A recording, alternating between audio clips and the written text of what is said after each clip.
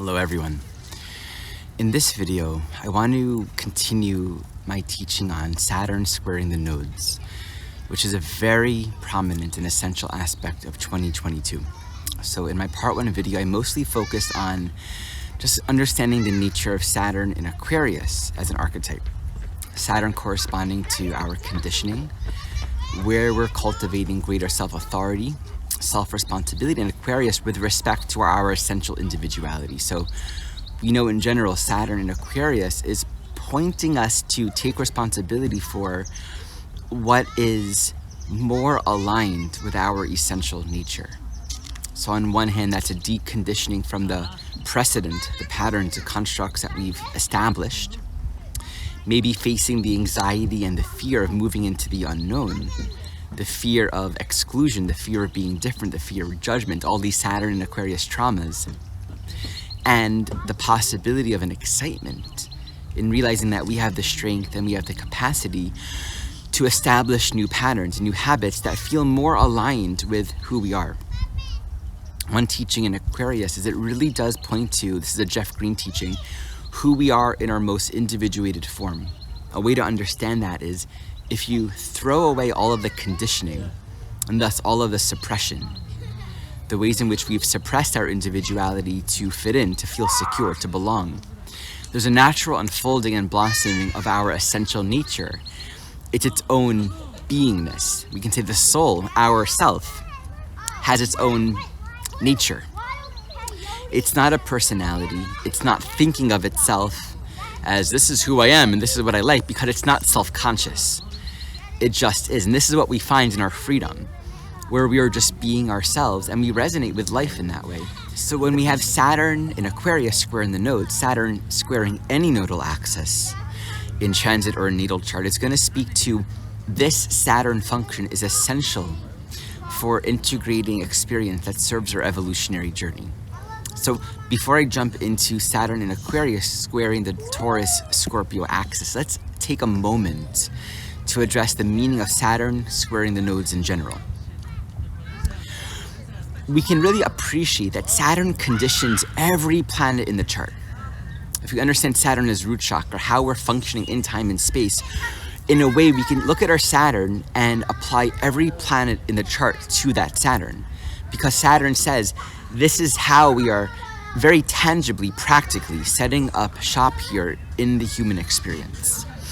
If we are in balance, in right relationship to form, to the responsibilities of our life, to right work, to money, to responsibilities. And in this case, let's say Saturn in Aquarius, if we're connecting with our inherent nature and are willing to do the work to bring forth something that comes from within, and doing the Saturn healing work of healing the judgment, the shame, the repression, fear of not belonging, then we can see how that really affects and manifests in the rest of our chart, right? If you're not able to integrate on a basic Saturn level, it means it doesn't matter what the chart says. You're going to have issues with being places on time. There are going to be constant struggles with finances, with community, with belonging, with feeling landed in a sense of direction and purpose, right discipline, right? All the basic elements of our life. So when we're dealing with Saturn squaring the nodal axis in general, this becomes essential. In a sense, evolution cannot proceed until there's an essential understanding of the work and the learning and the training and the discipline that's necessary for Saturn. And so often, doing the Saturn work means going back to our early life imprinting. Things we've learned, conditioning, beliefs and ideas that we've inherited that aren't natural, that have taught us to judge, that have taught us to suppress, that have taught us to be in fear. This is wrong, this is bad, I can't do this, I'm wrong, you're wrong. Very absolute judgments of reality that are actually just protecting something that we've learned, that we've internalized from a very early part of life. So often we need to unravel these essential assumed judgments. I always say with Saturn, there's sort of this assumption, well, that's just how life is. And that's never a good answer. There's no wisdom in that answer. There's no introspection. There's no life in that answer. I was teaching a group of kids in the Hebrew school that I teach recently. And we were talking about our relationship to nature, and I was inviting the kids to ask these questions about nature. Why are things like this? Why is the sky blue? Why is the ocean blue? And one kid said, well, that's just how it is. And I thought about that afterwards, and I realized at a certain point we begin to just accept that, and it seems reasonable, right? That's just how it is. I like to say that the gauge of the truth of something, the gauge of how real something is, isn't so much in like its accuracy factually or so, more so in its resonance. Like, where does that answer take us? A lot of people have answers to life that maybe factually are missing certain dimensions, but vibrationally it's helpful, and it actually opens up more space and brings them into alignment with continual discovery. When our constructs of reality, as seemingly rational as they might sound, kind of close the door to discovery, to realization, in essence it's saying there's no more learning, there's no more discovery. This is the textbook answer. This is how it is. This is how it is. This is how nature is. This is how men are. This is how women are. This is how money is. This is how life is. And really, how many times have we heard that in history? And then how many times has that isness been broken? When we lose our curiosity, our sense of connection to life, it just becomes sort of crystallized. And in a sense, we don't think of it as this, but this is what's happening. This is how it is actually a form of slavery. This is how it is, and we can't change it. Thus, we are slaves to it. This is the life. This is how it goes. And there's some sort of depression in that. It might be subtle, but I think the more we look at that, this is what I find. There's a subtle giving up on life in that construct. This is how it is. As opposed to a looking at it. What is it? What is its nature? And so Saturn anywhere, it's never about blindly accepting the rules, right? Because a Saturn squaring the nodes issue can be just as much being dysfunctional, always pushing the rules, pushing the boundaries, and never quite learning necessary lessons of self-responsibility, never learning about necessary limitations, just as much, and oftentimes these two come together, as it can be being overly conditioned by the rules. I was told never to do this, so I'm never going to do this. I'm never going to wear this in public. I'm never going to say this. I'm never going to... And so there can be a sort of having given our authority away to these rules, be it the laws of the government, be it social rules, be it family judgments, whatever. So we need to have a ground in introspection where we always ask ourselves the question, what are these rules for? Again, I always like to point out that rules, by their very nature, are circumstantial, and they have to be that, and they have to be seen as such. Any rule that's seen not as circumstantial becomes this almost a replacement for God. All rules have to be contextual, right? Red lights are important, but they're contextual, right? They're traffic laws. There has to be a space for breaking them. For example, in the middle of the night, you're walking down a road and there's no one there, no cars, in the middle of some state in the middle of the country that has a very sparse population. I would argue it's okay to jaywalk. That's my feeling. Maybe you feel differently. It's a common sense. There's no one here. It's the middle of the night. You're using your own self-authority to look both ways to see there are no cars. The amount of time it would take to cross the road would be enough if you were to see a car to know what to do about that. So everything needs to be a gauge according to a sort of inner guide, an inner gauge of rightness.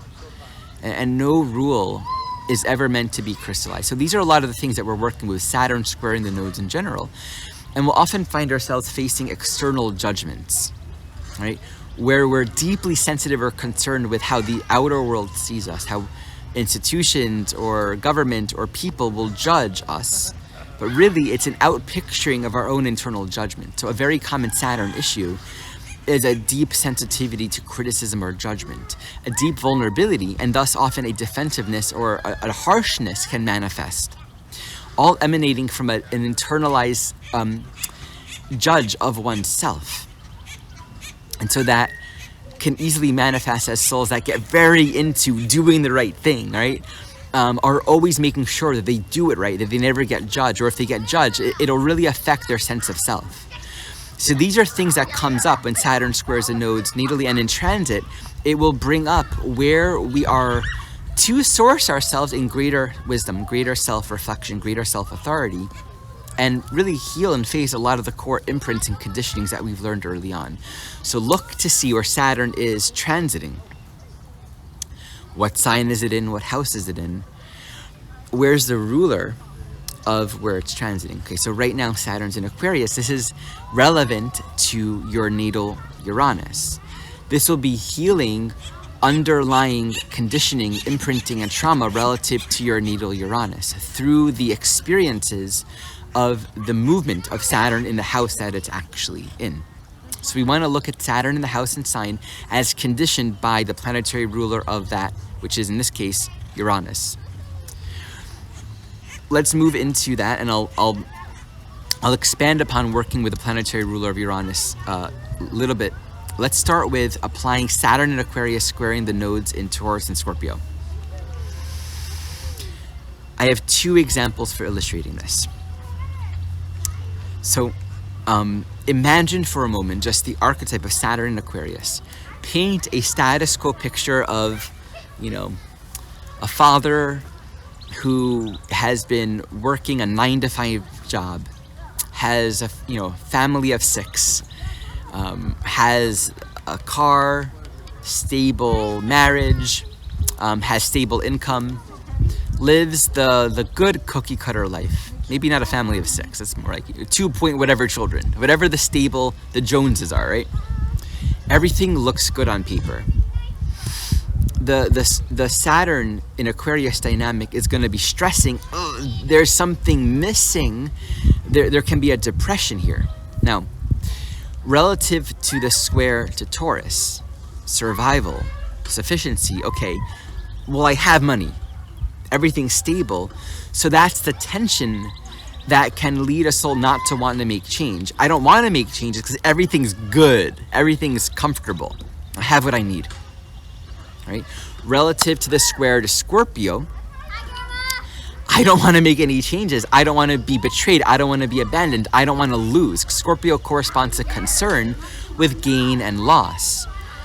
I don't want to be insecure. I don't want to experience deeper emotional loss. So the issue here would be holding on to the Taurus stability and holding on to the Scorpio fear of loss, right? So that could be an issue where these core Scorpio-Taurus dynamics of life and death, loss and gain, keeps us in this place of not wanting to shake up security. That's one example. Let's look at another example. We have someone who also is living a life, whatever the status quo of their life is. They're a member of the church, they're a member of their community, and they're drawn to explore something new, right? A new healing modality. They want to take an astrology class. They want to explore a different form of relationship. They want to experience a different dimension of life, but they're faced with this overwhelming fear, right? That fear is that fear of, I'm going to be judged. I'm going to be kicked out of my church. I'm going to be kicked out of my community. So again, the Taurus is, I'm going to suppress all of this content that's leading me to something new because I don't want to be judged. I don't want to be kicked out. Saturn in Aquarius relative to Taurus. I want to keep things stable. And then Saturn in Aquarius relative to Scorpio, I'm afraid of being persecuted. I'm going to be hung. I'm going to lose. I'm going to be betrayed. And so these are just two ways of illustrating this archetype, just in the ways in which we can be suppressing this calling for something more. Coming back to the first example, there may not be a conscious sense of what it is I want, right? With the stable life, you fit into the status quo, you got the successful job, you could even be making a lot of money and, have status in your community, but there's a sense of depression. There may not be an awareness of what it is I want, what's more. There's a need in this case to actually meet it. Oftentimes what happens first is we just meet the sense of there is a lack of joy. There is something that isn't alive. And that is the stepping stone to become aware of where we have long ago made the decision to give ourselves away. Where we've long ago made the decision to sell our soul, so to speak, to put form and stability and structure beyond life, beyond excitement, beyond living. And so in this case, there would be an invitation. This is the Scorpio part of this square, to put the soul first. Scorpio here says we need to be living soulfully. We need to be connecting to the deeper, predominantly unconscious psychological impulse of what's calling us forward into life. We need to be connecting with deeper shadow content.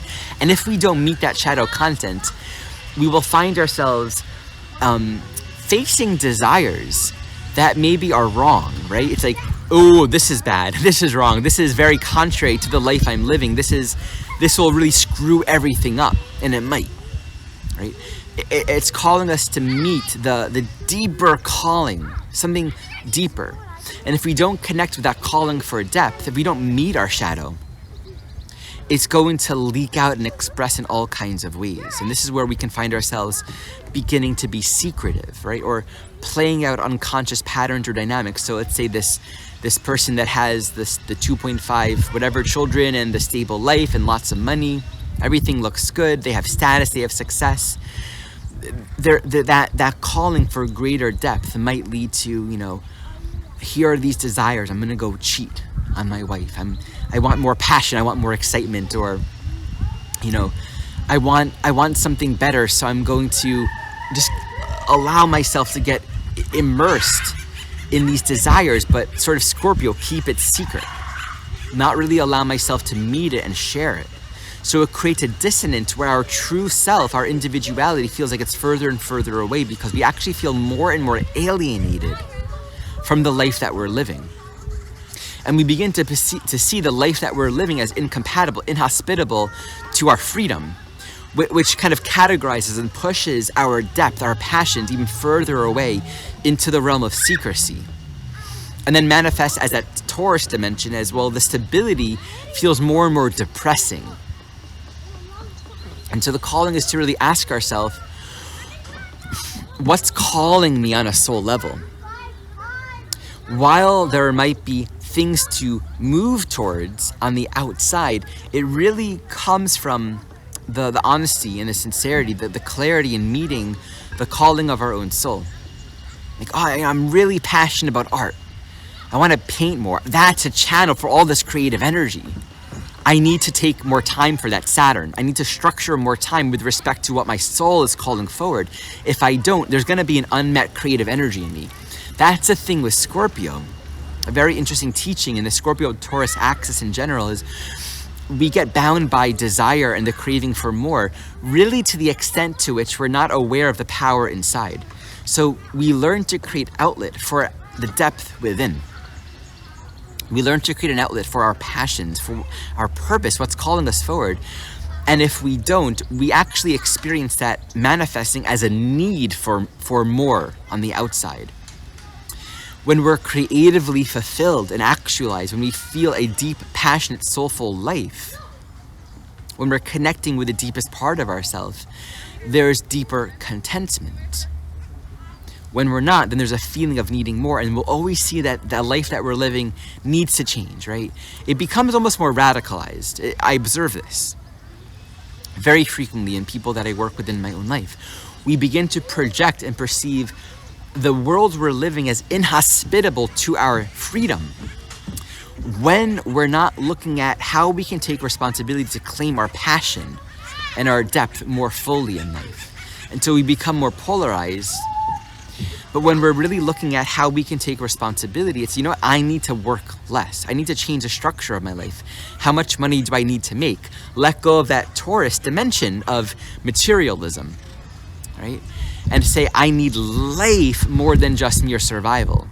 Might be for time earning less, but streamlining our attention towards what's of essence. So let's take the example of the soul that, is afraid of getting kicked out of their church because they're interested in astrology or witchcraft or whatever. again, that's an example of they need to face those fears.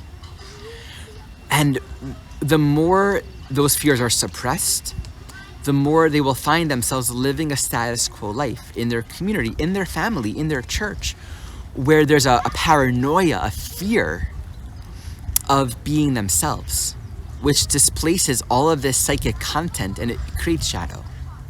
It's gonna manifest as elements within one's life, almost tempting them to get involved in secrecy, in forms of finding power and finding freedom, because they don't know that they have the capacity for it. It's very interesting. The extent to which we feel victimized by life circumstance is the extent to which we will find ourselves being dishonest and moving towards manipulation and control as a way to find freedom.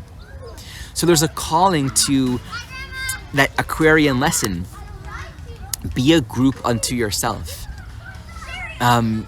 Otherwise, the possibility of painting a story of either depression, suppression, and fear, or victimization, and growing more and more alienated. So the calling is to not be afraid of gain and loss. And what happens here, it's always about resonance. As we move towards, I'm going to take this class. Yes, maybe people will judge me for that, but what if that's okay? I'm going to start practicing this thing that I want to practice. I'm going to set up a business that actually resonates with my deeper passions. I'm going to learn how to do these things that I've really been wanting to do. There might be judgments, but actually if we stay as an observer, stay grounded in our soul sovereignty, these judgments come and go. They don't touch us. It just points to where we have been identified with that as being who we are. I'm defined by what people think of me. I'm defined by these constructs of belonging, and that's it. It's just a definition. It's just a form of identity. So let's zoom in more deeply in the Taurus and Scorpio dimension. Being that the North Node's in Taurus, it fundamentally points to cultivating self-value and self-esteem, self-worth. But when we have a square to the nodes, there's a teaching for both polarities. In this case, a teaching with Taurus is cultivate ground and self-esteem and self-value, but don't allow that Taurus to become a way of avoiding change. That's where the Taurus North Node can feel like, oh, here's the opportunity for a lot of money, a lot of success, right? But is there joy? Is there life there?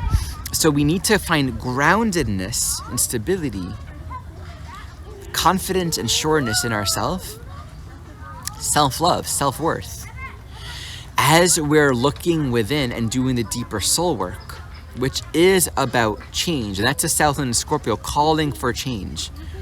A lot of psychological content, desires, things that we may not want to look at, suppressed content. We need to actually face it and integrate it. And the basic teaching is, as we're facing the darkness, the fears of betrayal, abandonment, gain and loss, looking at desires, cravings, aversions, Scorpio isn't comfortable. It's mucky. As we're doing that, there's a lot of empowerment, which can lead to really essential, grounded, long-term change that brings betterment to our lives and our family and our communities. But as we're doing that, the teaching with the Taurus North Node is be grounded. Be in the body. This is a time to really take care of ourselves. To have a ground for self-care, continuity, and stability. Taurus is tenacity. So a sign of our health this year, really a great practice is, as we're doing all this, do not allow ourselves to get sucked into the darkness to the point where we're not caring for ourselves in the present moment. Right? As the content arises and there's changes that need to make and it's difficult and we're looking at our fears, Taurus, present moment, how can I care for myself today?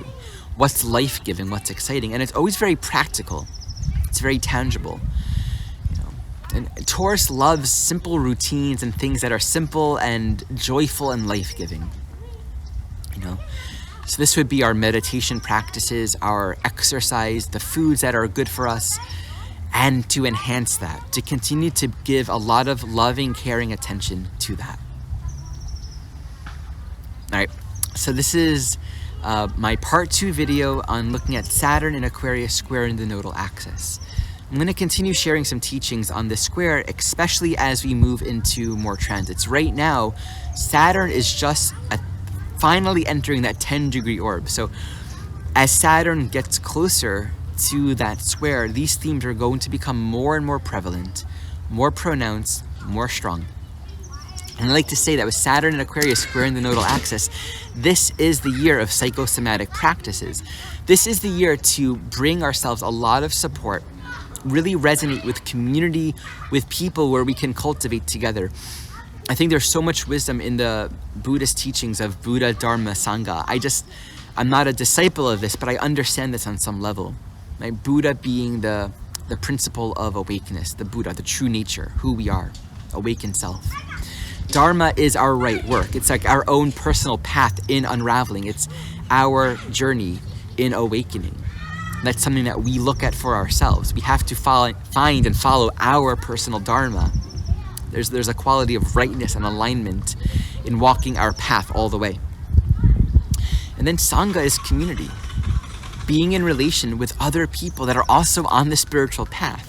While the particular permeations of this path are different for all of us, there is a blessing and a gift always in being in resonance with other souls that also are consciously engaging this journey of awakening. Now, we're all doing this, but there's an acceleration and a support and a ground that happens in community where we can recognize each other's reflections and really learn and be guided from one another.